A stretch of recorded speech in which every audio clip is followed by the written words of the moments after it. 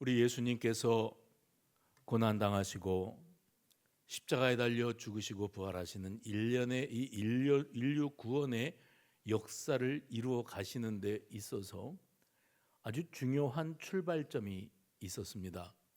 그것은 바로 겟세마네 동산에서 일어났던 사건입니다.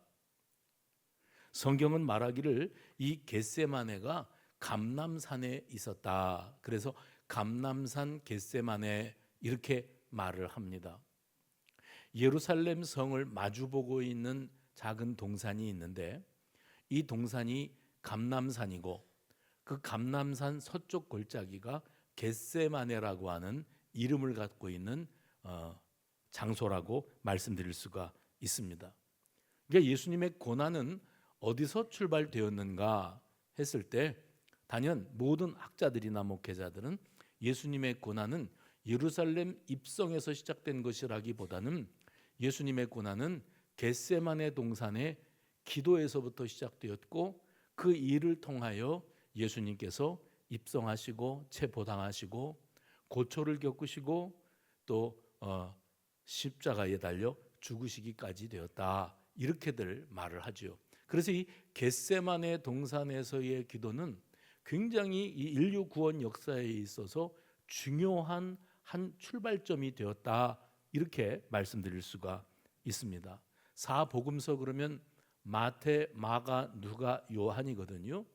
그런데 이 복음서를 쓴 기자들이 각기 자기들의 관점에서 예수님께서 어떤 말씀을 하셨고 어떤 이들을 만나셨고 어떤 이적을 어떤 비유의 말씀을 들려주셨는지를 낱낱이 기록을 하고 있습니다. 그러니 이 복음서들을 수평적으로 놓고 비교하면 예수님께서 어떤 동선을 가지고 계셨고 어떤 사람들을 만나셨고 주로 어떤 메시지를 선포하고 계시는가 하는 것을 우리가 넉넉히 정리할 수 있습니다. 그래서 자꾸 이 복음서들을 비교하게 되는데 오늘 본문의 이 겟세마네 동산의 기도의 장면을 마태와 마가와 누가는 언급하고 있는 반면에 요한복음에는 이 겟세마네 동산의 기도가 언급되지 않고 지나가는 것을 보게 됩니다. 그러면 마태와 마가, 누가가 이 사건을 기록을 하고 있는데 오늘 누가복음 본문의 첫 줄을 보시면 누가만 유일하게 어떻게 이 장면을 묘사하고 있는가 하면 예수께서 습관을 따라 감람산으로 가셨다. 그러면 다른 복음서 기자들은 이런 표현을 쓰지 않았어요? 예수님께서 습관을 따라 감람산으로 가셨다. 그리고 그는 말하기를 누가입니다. 누가복음 21장 37절에 보시면 예수께서 낮에는 성전에서 가르치시고 밤에는 나가 감람원이라 하는 산에서 쉬시니. 누가가 이렇게 기록을 했습니다. 그러면 우리가 예수님의 동선을 정리할 수 있어요. 예수님께서 예루살렘 성에 도착하셔서 그래서 제일 먼저 찾으신 곳은 겟세마네 동산이었고 그 겟세마네에서는 밤에는 쉬시고 또 오늘 본문을 통해서 기도하시고 낮에는 예루살렘 성전으로 들어가서 왜냐하면 겟세마네가 예루살렘과 지척에 있기 때문에 그렇습니다. 이 예루살렘 성전으로 들어가서 말씀을 가르치시고 해가 떨어지면 다시 감람산으로 돌아오셔서 그곳에서 쉬시기도 하시고 기도하기도 하시고 그러면 감람산 겟세마네는 예수님의 이 마지막 사역에 있어서 베이스 캠프였습니다. 굉장히 중요한 의미를 갖는 장소였다고 말씀드릴 수가 있고요. 또한 습관을 따라 그렇게 하셨다는 누가의 표현 방식으로 보아서 예수님의 그 행동 패턴, 동선을 생각해 볼 때 예수님은 늘 겟세마네 중심으로 이 감람산에서의 이 기도 생활을 중심으로 다른 사역들을 이어가셨다 하는 것을 넉넉히 짐작할 수가 있습니다. 그래서 마태와 마가는 예수님이 저녁에 머물렀던 장소 그러면서 겟세마네 아주 구체적인 장소 지명을 말을 하고 있어요. 그러는가 반면에 요한은 제가 말씀드렸죠. 요한은 이 겟세마네 기도에 대해서 언급한 바가 없습니다. 그러면 예수님의 이 기도 생활 겟세마네 동산에서의 모습이 표현은 안 되었는데 요한복음 18장 1절 말씀 보시면 요한도 이런 표현을 썼습니다. 예수께서 이 말씀을 하시고 제자들과 함께 기드론 시내 건너편으로 나가시니 그곳에 동산이 있는데 제자들과 함께 들어가시니라. 그러면 요한이 겟세마네 기도는 얘기하지 않았어도 예수님은 제자들을 데리고 일정한 시간이 되면 동산으로 들어가셨다, 이렇게 언급을 하고 있습니다. 그 동산이라고 요한은 표현을 했고요. 마태와 마가는 겟세마네라고 하는 아주 구체적인 지명을 언급을 한 반면에 오늘 본문의 저자인 누가는 뭐라고 표현을 하고 있는가 하면 예수님이 기도하셨던 장소는 감람산이었다, 이렇게 표현을 합니다. 감람산이 겟세마네고 겟세마네가 감람산에 있습니다. 그런데 겟세마네라고 말하지 않고 감람산으로 가셨다. 감람산은 여러분 감람나무 아시죠? 올리브 나무입니다. 그런데 이 겟세마네 동산, 이제 나중에 이스라엘 전쟁이 끝나고 이제 다시 성지 순례객들이 들어가기 시작하게 되면 여러분들도 이제 평생에 한 번은 예루살렘을 밟아봐야 되지 않으시겠어요? 근데 예루살렘을 가시게 되면 반드시 들르는 곳이 어딘가 하면 이 감람산입니다. 그리고 가이드 하시는 선교사님, 목사님, 교수님들이 뭐라고 말하냐면 감람나무 하나를 가르치면서 하는 말이 이 감람나무는 추정되기를 3,000년 묵은 감람나무다, 이렇게 이야기를 해요. 그럼 사람들이 다 의아해하죠. 어떻게 나무가 3,000년을 살 수 있을까? 3,000년을 살았다면 예수님 당시에 예수님을 목격했던 나무, 예수님이 거니실 때 그 나무를 보셨던 나무가 거기 지금도 살아 있다는 거예요. 그거는 뭐 누구든지 봐서 뭐 그렇다니까 그런가 보다 하고 지나갈 법도 한데, 그 나무를 보면 그 수령이 뭐 200년, 300년, 500년 된 나무들은 그 포스가 있지 않습니까? 근데 이 감람나무가 3,000년 먹었다고 해도 믿을 만큼 그 둥지가, 그 기둥이, 줄기가 어마어마하게 아주 나이 들어 보입니다. 키는 크지 않은데 그렇게 오래된 감람나무, 이 올리브 나무가 그 감람산 동산을 가득 채우고 있는 거예요. 물론 전체가 다 감람나무는 아니지만은 감람나무가 그렇게 많이 있는 곳이, 그곳이 감람산이었습니다. 그리고 그 감람산에 있는 겟세마네라고 하는 그 지역의 이름은, 그 뜻이 무엇이냐면 올리브유를 짜는 틀이다. 올리브유를 짜는 틀이 겟세마네라고 하는 이름의 의미였어요. 근데 예수님께서 제자들과 그곳 감람산에 당도하셨다. 오늘 본문이죠. 당도하셨다. 그리고 제자들에게 말씀하셨다. 40절에 유혹에 빠지지 않게 기도하라. 그 다음에 41절에 보면 돌 던질 만큼의 거리를 두시고 예수님은 제자들에게서 일정한 거리를 떨어뜨려 놓으시고 거기에서 기도하셨다 그랬어요. 예전에 우리는 교련을 했거든요. 저 6학년들은 교련 수업을 했거든요. 또 체력장이라는 걸 했거든요. 그 체력장 수업에서 점수를 받아야 입시, 대학을 가든지 뭐 하는데 도움이 되는 그런 게 있었거든요.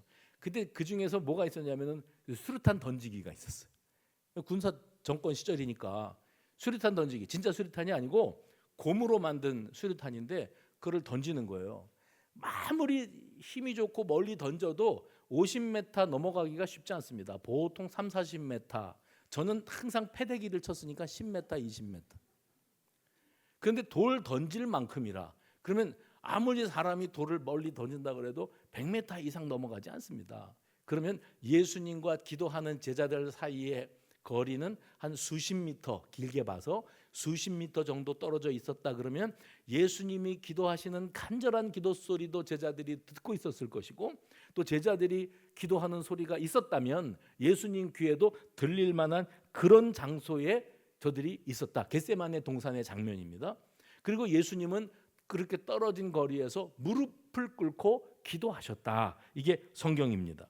근데 마태와 마가는 같은 장면을 기록하면서 깨어 있어 기도하라 말씀하신 다음에 제자들이 기도하는 자리에 예수님이 기도하시다 말고 3번이나 와서 보셨는데 그때마다 제자들이 다 깊이 골아떨어져 있었다. 그래서 예수님이 그들을 깨우셨다. 이렇게 성경은 마태, 마가는 기록을 하고 있습니다. 반면에 오늘 우리가 보고 있는 이 누가복음을 기록한 누가는 지금 이 상황에서 누가 잠을 잤다, 예수님이 깨웠다 이거보다 예수님이 기도하시는 장면 아시지요? 얼마나 절박하고 간절하게 기도를 했는지 예수님이 기도하실 때 땀을 흘리셨어요.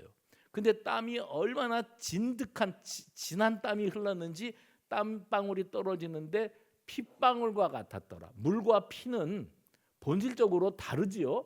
그런데 예수님이 떨구시는 땀방울은 핏방울과 같았더라. 어떤 사람들은 실제 피를 쏟으셨다고도 말하고, 어떤 사람들은 핏방울 같았다고 그랬지 그게 피라 그랬냐 그러기도 하고, 뭐 다 학자들마다 관점은 다릅니다만은 어쨌든지 예수님의 기도는 진을 짜는 기도, 그냥 우리처럼 주여 주여 하다가 잠드는 그런 매갈이 없는 기도가 아니고, 예수님은 지금 그 십자가 고난과 죽음의 길을 코앞에 두고 계시지 않습니까? 그러니까 예수님의 기도는 절박한 기도가 될 수밖에 없었어요. 제자들은 뭐 하고 있었다고요? 선생님은 그렇게 기도를 절박하게 하고 계시는데 제자들 마음은 그와 같지 않습니다.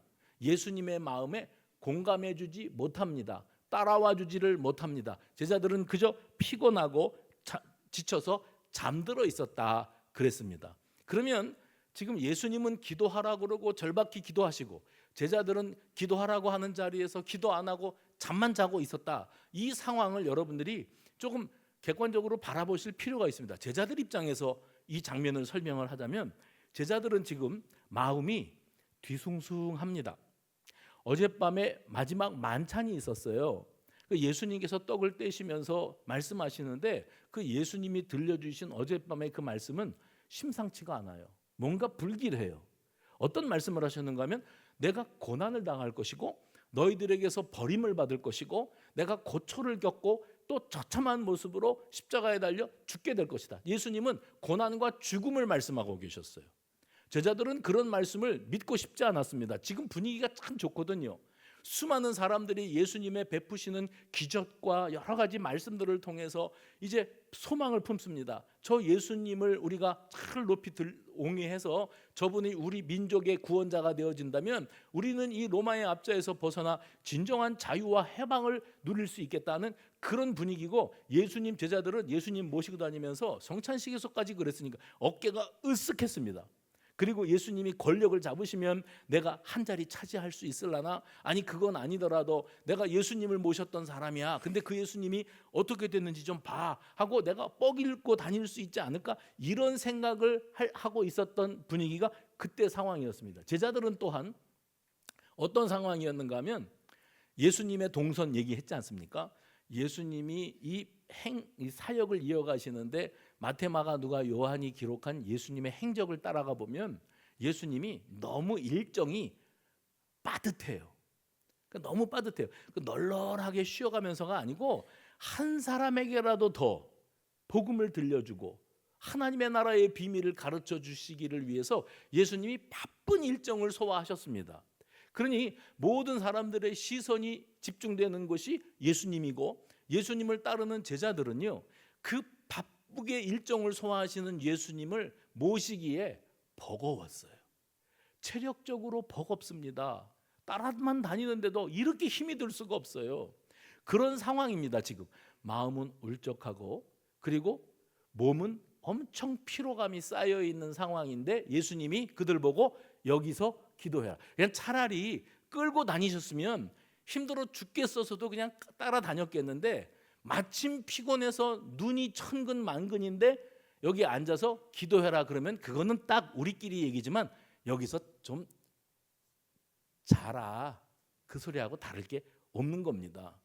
그런 상황을 만들어 놓으신 예수님이 깨어서 기도하라 그러고 당신은 열심히 기도를 하셨어요. 땀을 떨구면서 핏방울을 떨구면서 기도하셨어요. 그리고 제자들이 잠자고 있는 모습을 보면서 예수님이 탄식하셨다, 진노하셨다. 왜 깨어 있을 수 없었더냐 이렇게 말씀하셨다 했습니다. 제자들로서는 할 말이 많습니다. 예수님 해도 너무하십니다. 생각 좀 해보십시오. 저희는 지금까지 예수님 한 분만 바라보고 죽어라고 여기까지 따라온 사람들입니다. 그리고 사실 저희는 예수님이 뭐 앞으로 고난이 있고 십자가 죽음이 있다고 말씀을 하셔도 그게 피부에 와 닿지도 않고 실감이 나지도 않습니다. 사실은 우리가 피곤해서 잠들 수밖에 없었던 이유는 우리가 심신이 지쳐 있었기 때문입니다. 그런 우리들을 향해서 너희가 어찌 자느냐, 깨어 있을 수 없더냐라고 말씀하신다면 우리는 뭐라고 대답을 해야 될까요? 예, 예수님 잡니다. 피곤해서 잡니다. 너무 힘들어서 지쳐서 기도하라고 하셨지만 기도하는 거나 눈 감고 잠자는 거나 비슷하지 않습니까? 지금도 여기 눈 지그시 감고 계시는 분들 설교를 듣고 있는 건지 자는 건지 비슷하지 않습니까? 그러니까 나는 기도한다고 하면서 눈 감고 있다가 꾸벅꾸벅 졸았습니다. 제가 잘못됐습니까? 예수님 힘들다니까요. 이렇게 말씀을 하셨어요. 여러분, 어떤 목사님이, 제가 오래전에 그 국민일보 신문에서 읽었는데, 어떤 목사님이 교회를 건축을 하기 위해서, 교세가 그렇게 크지 않은데 조금 성도들, 작은 숫자의 성도들을 데리고 성전을 조금 무리수를 둬서 크게 지었습니다. 그러니까 그렇게 성전을 짓다 보니까 건축 자금이 많이 부족하지 않아요? 그래서 은행 대출을 먼저 받고, 또 인건비를 절약하기, 건축비를 절약하기 위해서 성도들이 나서서 공사 현장에서 뭐 돌이라도 나르고 뭐라도 하고 그러면서 절감절감을 하면서 건축이 완공이 됐습니다. 완공이 돼서 이제 새 성전에서 첫 예배 드린다고 모두가 들떠서 행복해 있는데, 은행에서 빌린 원금과 이자가 해결이 되어질 기미가 보이지 않으니까 딱 그 업자가 막아버린 거예요. 성전은 다 졌는데 성전에 들어가서 예배 드릴 수 없다. 돈을 내라. 그래야 들어간다. 이렇게 막아버린 거예요.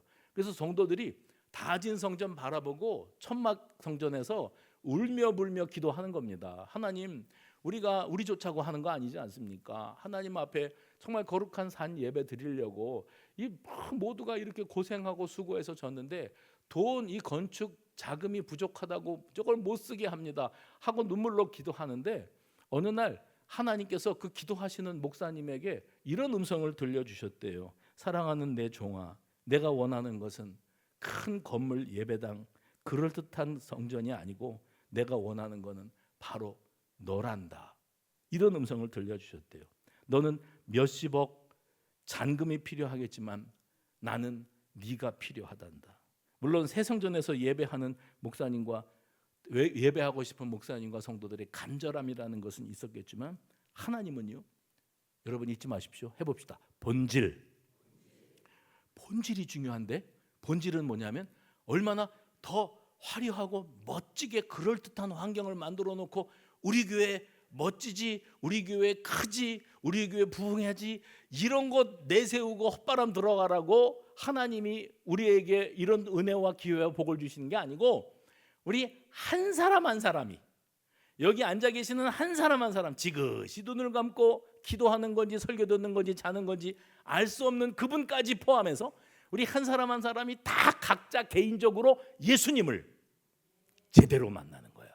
우리 주님이 원하시는 그겁니다. 제가 이 신방 보고서를 받아보면서, 대신방 중이잖아요. 신방 보고서를 받아보면서 적지 않은 분들이 예배당에 가서, 지금 여기 앉아 계실 거예요. 예배당에 가서 앉아서 목사가 하는 설교를 듣기는 듣는데 무슨 소리인지 하나도 모르겠대. 너무 어렵대. 좀 쉽게 얘기해 주면 안 되겠니? 믿으라 그러는데 믿어지지도 않는데 예수가 누구지도 모르겠대. 그러는 분들이 그저 앉아 있는 거예요. 참 대단하신 분들이에요. 네, 여러분 잊지 마십시오. 제가 올해 들어서 자주 언급하죠. 어떤 예배 시간에 어떤 찬송 부르다가, 어떤 기도하다가, 어떤 말씀 묵상하다가, 어떤 소그룹 모임을 갔다가 여러분들이 울컥 해봅시다. 울컥. 그게 복음이거든요. 제대로 된 예수 십자가 복음이 내 심장을 관통하는 순간을 경험하면 꼬꾸라짐이 있고요, 눈물 흘리는 회개가 있고요, 은혜가 임합니다. 그날이 반드시 올 줄로 믿으시고 진득하니 자리 지키시기 바랍니다. 그게 은혜 받는 길이거든요. 누구는 뭐 교통사고가 나서 차가 2바퀴 반을 돌았는데 멀쩡하게 살아나서 간증하면서, 누구는 암에 걸렸는데 암덩어리가 쑥 빠져나와서 그래서 너무 놀라워서 예수를 믿는 그런 역사 말고, 말씀 속에서 주님 만나고 십자가 대속의 은혜가 나를 향하신 하나님의 한없는 사랑이었다는 것이 울컥 실감이 나고, 그것이 내 가슴에 와닿고, 한없는 그 은혜 앞에 내가 뭔데 소리가 나오기 시작하면 그 사람이 이제 제대로 예수님 만나는 사람이 되는 것인 줄로 믿으시기를 바랍니다. 내가 필요한 건 큰 예배당 아니다. 내가 원하는 것은 수만 명의 성도가 아니다. 내가 원하는 건 너다. 네가 나를 제대로 만나는 것을 원한다. 너 자신이 하나님 앞에 제대로 드려지는 인생인지 나는 그것을 보고 싶을 뿐이다. 여러분, 예수님이 십자가 고난과 죽음을 앞에 두시고 겟세마네 동산에서 기도하고 계시는데 제자들은 무슨 생각에 사로잡혀 있었을까요? 예수님은 이제 무슨 기적을 또 베푸실까 기대가 되네. 예수님이 한 자리 차지하시면 내게 돌아올 몫은 얼마나 될까? 아니, 나중에 예수님이 높은 지위에 오르시고 많은 사람들에게 왕으로 추대받으셔도 내가 아무것도 아니어도 내가 과거에 예수님을 가까이에서 모셨던 극소수의 사람들 중에 하나였다는 것이 내 인생에 얼마나 큰 자부심이 될 수 있을까? 아마 이런 생각을 하고 있었을지 몰라요. 근데 여러분 아십니까? 그 제자들 속에 누가 있었냐면은 베드로가 있었어요. 자칭 수제자라고 했던 그 베드로, 성격 급하고요.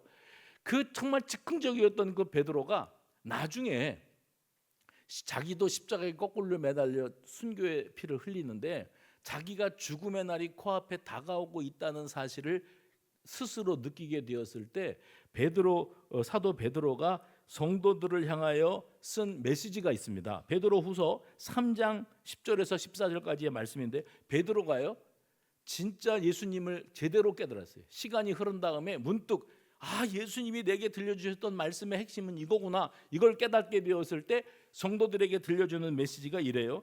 그러나 주의 날이 도둑같이 오리니 그 날에는 하늘이 큰 소리로 떠나가고 물질이 뜨거운 불에 풀어지고 땅과 그 중에 있는 모든 일들이 드러나리로다. 이 모든 것이 이렇게 풀어지리니 그 다음에요, 너희가 어떠한 사람이 되어야 마땅하냐. 누가 한 소리예요? 베드로가 한 소리입니다. 성격 급한 베드로, 다른 사람은 몰라도 나는 주님을 절대 배신하지 않을 겁니다 했던 베드로, 예수님에게서 사탄아 내뒤로 물러가라 소리 들었던 그 베드로가요 자기 순교를 코앞에 두고 우리 성도들에게 뭐라고 말하냐면 너희가 어떠한 사람이 되어야 마땅하냐, 우리가 어떤 사람이 되어 있어야 한다고 생각하느냐. 지금 이 시대에 지금 그리스도인으로 살아가고 있는 우리 모두가 주님 앞에서 주님, 저는 큰 교회에 속한 성도거든요. 우리 교회 보셨죠? 우리 교회 수천 명 모여요. 수만 명 모여요. 우리 목사님이 얼마나 유명하신 분인지 아시죠? 스타 중에 스타입니다. 그게 그 사람하고 아무 상관이 없다니까요. 우리 주님은 여러분 개인을 향하고 계십니다. 수성교회 아무개야, 네가 수성교회를 다니든 2명 3명 모이는 개척교회를 다니든 나는 그건 중요하지 않다. 네가 나를 너의 구주로 제대로 모셔드렸느냐 아니냐가 너의 남은 생애와 미래를 결정한다. 근데 너는 그냥 교회 놀이, 이렇게 표현해서 용서하십시오, 교회 노름하고 종교 생활하는 것에만 치중을 하면서 사람 만나니까 좋고 내 은사 발휘하니까 좋고 사람들이 인정해 주니까 좋고 나를 과시하니까 좋은 그런 신앙생활을 언제까지 할 거냐. 아무도 없는 자리에서, 아무도 너를 몰라주고 칭찬 안 하고 인정해 주지 않는 자리에서도, 그 어두운 자리에서도 너와 나 1대1의 만남 속에서 네가 내 앞에 나를 위하여 나 같은 죄인 살리신 그 은혜가 너무나 고맙고 놀라워. 내가 뭔데 주님 나를 왜 사랑하신 거예요. 이 고백을 할 수 있는 그런 신앙의 사람으로 살아야지. 너는 나하고 아무 상관도 없고 체험도 없고 경험도 없는데 사람들은 너 보고 믿음 좋다고, 장로님 되실만 하다고, 권사님, 안수 집사님 되실만 하다고 추켜 세우는 게 그게 뭐 그렇게 중요하냐. 너는 그럴듯해 보이는 신앙생활로 세월을 보낼래? 나를 한 번이라도 제대로 좀 만나볼래? 오늘 저와 여러분이 주님의 질문에 답할 수 있기를 바랍니다. 베드로가 그랬어요. 너희가 어떠한 사람이 되어야 마땅하냐. 거룩한 행실과 경건함으로 하나님의 날이 임하기를 바라보고 간절히 사모하라. 그러므로 사랑하는 자들아, 너희가 이것을 바라보나니 주 앞에서 점도 없고 흠도 없고 평강 가운데서 나타나기를 힘쓰라. 예수님께서 겟세마네 동산에서 그 처절하고 절박한 기도를 하고 계실 때 제자들은 너무 몸과 마음이 지쳐서 그래서 졸음을 이길 수가 없었어요. 잠들었던 제자, 그 제자들 속에 베드로가 있었다니까요. 그랬던 그 베드로가 우리가 어떤 사람이 되어야 마땅한지 생각해보라, 이렇게 말을 하고 있습니다. 하나님 앞에, 사람들 앞에 얼마나 대단한 업적을 남겼느냐 하는데 치중하느라고 우리는 본질, 나 자신이 그분 앞에 무엇을 바라보고 살아가는 그리스도인인가, 나는 어떠한 존재가 되어야 마땅한가를 생각하지를 못하고 있었다면 이제라도 우리 주님의 십자가 구속의 은혜 안에서 정말 그 구원의 감격을 회복하는 저와 여러분 되어주시기를 주님의 이름으로 축원합니다. 어제 토요일 날 우리 오전 10시에 이 자리에서 교회 학교 교사 세미나가 있었어요. 교사 세미나에 강사님을 초청했는데 제가 1층 로비에서 올라오다가 우연히 만났는데 아주 목사님이 젊고 싱싱하고, 나도 예전에 그런 소리 들은 적이 있었는데 젊고 싱싱하고 막 의욕이 충만하고 사람이 스마트한 거예요. 그래서 제가 올라갔다가 그 목사님이 어떤 강의를 하시는가가 너무 궁금해갖고 저 뒤에 와가지고 목사님 막 열강을 하시더라고요. 교사들 앉혀놓고 강의를 들었어요. 근데 그 강의를 제가 첫 번째 강의를 들었는데 그 강의에서 읽으셨던 본문의 말씀이 고린도전서 4장 14, 15절의 말씀이었어요. 근데 그 강의 속에서 제가 도전과 은혜를 참 많이 받았습니다. 그것도 역시 본질이거든요. 교사가 된다는 게 뭔가, 그 성경이 이렇게 돼 있습니다. 내가 너희를 부끄럽게 하려고 이것을 쓰는 것이 아니라 오직 너희를 내 사랑하는 자녀같이 권하려 하는 것이라. 그리스도 안에서 일만 스승이 있으되 아버지는 많지 아니하니 그리스도 예수 안에서 내가 복음으로써 너희를 낳았음이니라. 거기에서 여러분, 그리스도 안에서 일만 스승이 있으되, 그리스도 안에서 스승, 목사도 있고 장로님도 있고 안수 집사님도 있고, 여러분 교회 안에서 구역장님, 소그룹 리더도 있고 주일학교, 교회학교 교사도 있고 많잖아요. 가르치는 사람은 많대요. 1만 명이나 된대요, 그리스도 안에 있는 이 스승들이. 근데 진짜 스승은 예수님이세요. 그래서 성경이 뭐라고 말하냐면, 가르치는 사람이 하는 일이 뭐냐면, 야, 너 오늘 또 늦었어? 좀 예배 시간에 좀 늦지 말라고, 좀 빨리빨리 좀 나오라고, 옆에 사람이랑 얘기하지 말고 전도사님 말씀에 집중해, 똑바로 앉아, 너 핸드폰 안 치워. 이거 하는 게 교회학교 교사인 줄로 알았어요. 사실 저도 그런 줄 알았어요. 나도 교회학교 교사할 때 그렇게 했으니까. 근데 쥐어 박으면서, 요새는 쥐어 박으면 큰일 나지만 옆에 이렇게 하나씩 앉혀놓고, 그리고 예배를 드리면서 내가 은혜 받는 게 아니라 얘네가 주님을 만나는가에 치중을 하는데 계속 책망할 거리만 생기고 야단칠 거리만 생기더라고요. 교회 앞에 교사들 앞에서 강사 젊은 목사님께서 뭐라고 말씀하시냐면, 스승은 많다, 지적질하는 사람은 많다. 여러분 집안 내도 있고 지적질하는 사람 있죠. 맨날 뭐만 하면 뭐라 그래, 내가 말을 안 해야지, 그리고 또 말하잖아요. 지적질하는 사람, 지적하고 책망하는 사람, 바로 잡으려고 그러는 사람, 수정하려고 하는 사람, 스승은 많아요. 그런데 아버지는 찾기가 어려워요.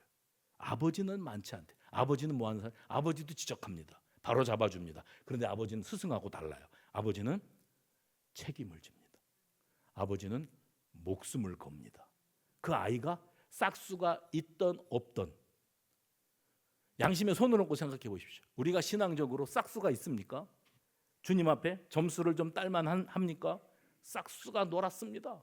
그런데 우리 하나님 아버지는 어쩌자고 우리 같은 수준 낮은 인생들을, 너는 내 아들이야, 너는 내 딸이야. 그리고 진짜 아버지 노릇. 아버지 노릇이 뭐예요? 자식을 위하여 목숨을 걸어요. 목숨을 내놔요. 그게 교사래요. 교회 학교 교사가 해야 될 일은 그거래요. 소그룹 리더가 해야 될 일은 그거래요.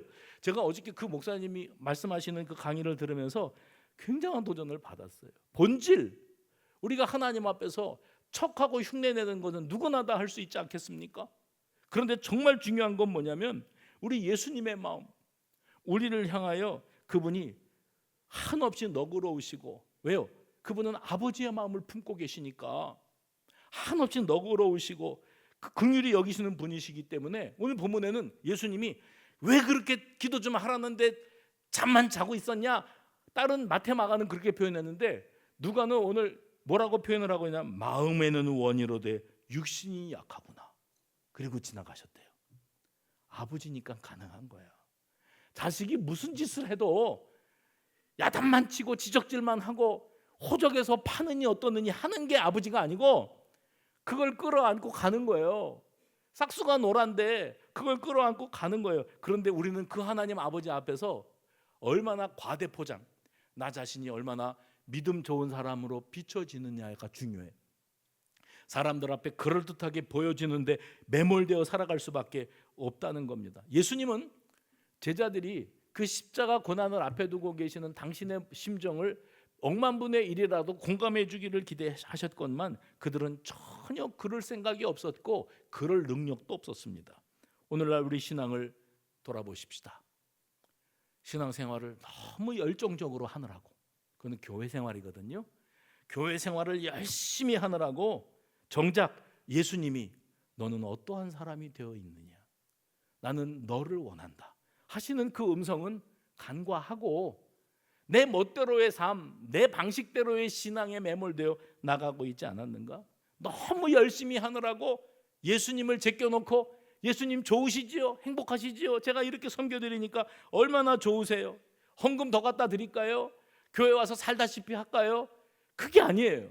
우리 주님이 우리에게 진정으로 원하시는 것은 업적 쌓는 그리스도인 아무개가 아니고 주님 앞에 내세울 곳이 있는 아무개가 아니고 우리 주님이 우리에게 원하시는 것 한 가지. 너는 누구냐? 너는 내 고난의 자리에 공감할 수 있느냐? 너를 향한 아버지의 마음을 절절히 네가 느낄 수 있느냐? 너희를 향한 눈물의 기도를 너희들이 알아먹을 수 있겠느냐? 예수님은 사실 제자들이 알아듣든지 못 알아듣든지 한 가지 말씀을 계속 하셨었습니다. 그게 뭐냐면 장차 겪으실 고난에 관한 메시지였어요. 향유를 아낌없이 부어드렸던 여인을 바라보시면서도 고난을 말씀하셨어요. 가룟 유다를 바라보시면서도 그랬고 베드로를 바라보시면서도 그랬고 성만찬 자리에서 헛된 헛바람이 들어 있었던 제자들을 바라보면서도 예수님은 계속 고난, 너희들로 말미암아 내가 짊어져야 될 십자가 대속의 그 십자가의 길, 이것을 언급하고 계셨습니다. 그러면 제자들은 아마 예수님이 고난에 대해서 말씀하시는 것을 유심히 들었던 제자가 한 사람이라도 있었다면 이제 앞으로 예수님에게 무슨 일이 일어나는 것이로구나, 아마 무슨 엄청난 일이 벌어질 건가 보다 짐작은 했겠는데 그 짐작을 하는 제자가 있었다고 한들 그것이 십자가 죽음으로 나갈 거라고 생각하는 사람은 없었을 거라는 거예요. 그러든지 말든지 십자가의 때는 점점 다가오고 있었고, 그리고 오늘 이제 이 겟세마네 동산, 겟세마네에서 예수님께서 핏방울 같은 땀방울을 떨구시면서 간절히 기도하고 계십니다. 이 모습이 44절에 기록되어 있습니다. 그렇게 절박하게 예수님께서 기도하고 계셨는데 오늘 45절에 보면 이 특별한 기도를 들으신 이후의 모습이 이렇게 기록됩니다. 45절 46절, 기도 후에 일어나 제자들에게 가서 슬픔으로 인하여 잠든 것을 보시고 어찌하여 자느냐, 시험에 들지 않게 일어나 기도하라. 여러분, 그래서 우리가 이 겟세마네 동산의 기도를 통해서 깨닫게 되어지는 건 뭐냐면 예수님은 당신이 겪으실 고난과 죽음에 관해서 말씀하시면서 기도하라고 하셨고, 그 말을 들은 제자들은 주님의 마음을 전혀 공감하지 못했으니 그 기도하라는 말씀이 어떤 내용인지를 깨닫는 사람이 아무도 없었다는 거예요. 제자들에게 기도하라고 하신 것은 예수님께서 짊어지실 십자가를 피할 길을 내달라고 하나님 앞에 부탁하라는 게 아니었습니다.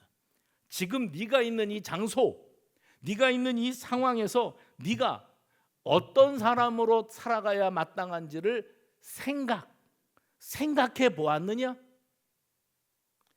혹시 우리는 겟세마네에서 잠들어 있었던 딴청 피우던 제자들과 복사판은 아닐까요? 인생살이가 고단하고 힘들어서 영적인 어두움 속에 갇혀서 한 걸음도 벗어나지 못하고 있는 것은 아니었을까요? 겨우 생각한다는 것이 교회 생활 재미나게 하고 많은 사람들 만나고 교제하고 업적 세우고 자존심 세우고 그러는 가운데 주 예수 그리스도께서 나를 위하여 베풀어 주신 그 구속의 은혜에 대한 참 감격을 놓치고 헛바람 잡는 것 같은 신앙생활을 겨우겨우 명맥만 유지하고 있었던 것은 아니었을까요? 나는 지금 어두운 눈, 캄캄한 마음, 고집스러운 마음, 닫혀진 귀, 무감각해지고 무뎌질 대로 무뎌진 영혼으로 십자가만 바라보고 있는 사람은 아닌지 우리를 돌아봐야 됩니다. 지금 우리가 여기 있는 것은 주님이 맡기신 사명, 무언가를 위해서 내가 이 시대에 보냄을 받았다. 무언가 중요한 사명이 있어서 내가 여기에 있다. 무언가 할 일이 있어서 나를 이 자리에 두셨다. 무언가를 위해 이런 축복을 받아 누리고 살고 있다. 이것을 전혀 깨닫지 못하고 그저 아무것도 하지 않고 가만히만 있는 그런 사람이라면 잠들어 있는 제자와 다를 바가 하나도 없는 거예요. 직분자를 세우면 뭐합니까? 임직식 한다고 폼 잡고 꽃다발 들고 사진 찍고 그 다음에 아무것도 안 해. 다 그런 거 아니에요? 아무것도 안 하는 사람들이 있습니다. 평생을 중직으로 살면서 교회에서 뭐 혜택을 받고 누리고 밥 한 그릇이라도 얻어먹는 데 관심이 있지 아무것도 한 게 없는 사람들이 얼마나 많습니까? 그러면 그는 안 하는 일만 못한 거예요. 일단 내가 하나님 앞에 부르심을 받고 직분, 무거울 중 아닙니까? 무거운 직분을 받았으면 뭐라도 해야 되는 겁니다. 하나님의 나라와 복음을 위하여 뭐라도 해야 되는 겁니다. 제자들은 뭐 했다고요? 잠들어 있었습니다. 의사였던 누가는 예수님의 그 고뇌와 절박한 심정을 헤아리고 있어요. 그래서 그가 홀로 짊어지셨던 그 절박함이 땅에 떨어지는 땀방울이 핏방울과 같았다는 표현으로 누가만 할 수 있는 그런 묘사를 그가 주저함 없이 했습니다. 세상은 예수님의 그 간절함과 절박함을 알지 못해요. 이 분열된 세상. 저는 그런 단어가 근래 들어서 자꾸 떠올라요. 사람이 뻔뻔하면 양심이라는 게 있는데 그 양심이 마비되어서 뻔뻔해지면 어디까지 뻔뻔해질 수 있는 걸까? 저건 누구만의 이야기가 아니라 내 모습은 아닐까? 그걸 철면피라고 그러죠. 뻔뻔한 사람, 거짓말쟁이들, 퇴락한 세상, 죄에 깊이 물들어 있는 세상, 병든 세상을 생각하면서 우리 예수님은 저들을 살리시고자 너희들은 싹시 노라니까 제껴놓고가 아니고 그 영혼들을 살리시고자 예수님은 그 기도의 자리를 지키셔야만 했습니다. 그래서 세상이 고침받아야 됐기에 예수님은 기도하셨고 간절한 기도를 하다가 너희는 어찌 자느냐. 저와 여러분에게 예수님이 지금 너희는 어찌 자느냐, 너희는 어떤 사람이 되어 있어야 하는지 생각은 해봤느냐. 이 소중한 시간이 절박하고 안타까운 세상을 두고 그저 그렇게 목숨만 부지하고 연명하다가 가려느냐. 오늘날 우리 가정과 교회와 사회와 이 민족을 두고 주님이 느끼고 계시는 그 안타까운 마음이 100만 분의 1이라도 공감해봅시다. 공감. 그래서 예수님이 너희는 어찌하여 한시도 깨어 있을 수 없더냐.